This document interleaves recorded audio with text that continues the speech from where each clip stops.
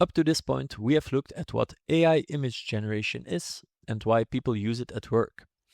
But to use these tools responsibly, we also need to understand their limits.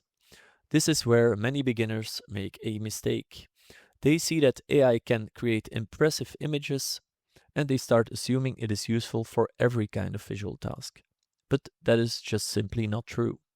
Some visuals need to be exact. Some also need to be trustworthy or reflect reality very closely. In those situations, it can become risky very quickly. In this section, I want to focus on 3 cases where AI image generation is often the wrong tool, or at least a very risky one.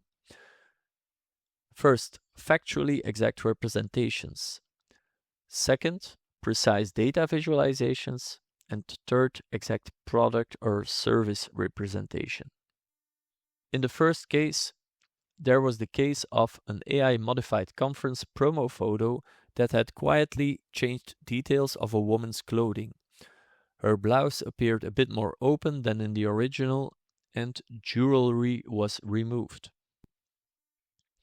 So, when you have to do with humans, you need to always be very careful, or rather, even not use AI when you need to represent real persons.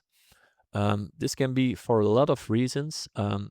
First, it makes people extremely uncomfortable when changing something about a person's appearance.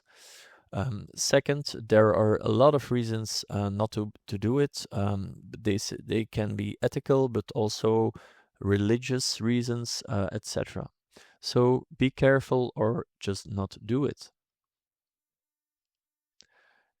A second example is that a scientific paper was published with AI-generated images that appeared to show biological figures, but they were just AI image generated. The appearance of the size and even descriptions were completely wrong.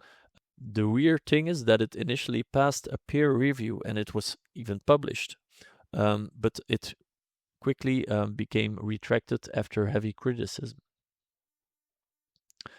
But when you have to do with, real scientific work, you just cannot generate an image of a concept. This is simply not done. The second case is data visualization.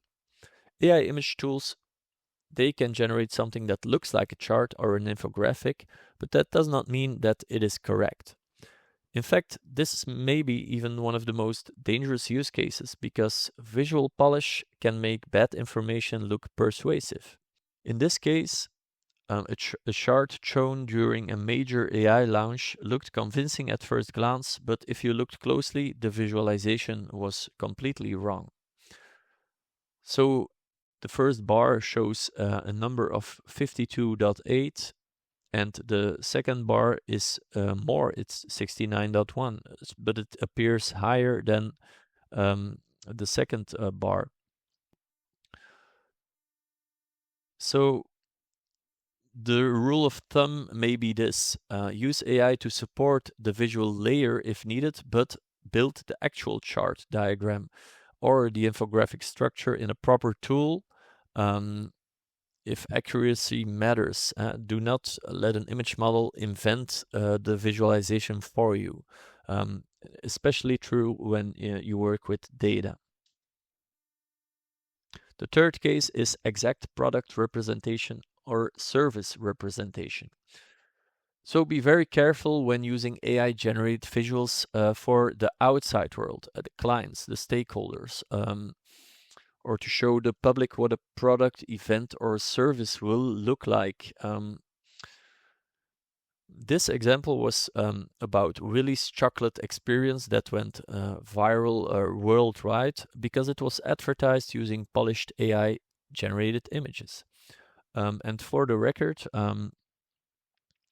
while you may see on the images words that are wrong, but on mobile devices you don't see these small words that are wrong. So especially mobile ads can be very misleading. So the event was presented as a visually appealing event, but here you see what the actual event looked like. Yeah, this is just misleading.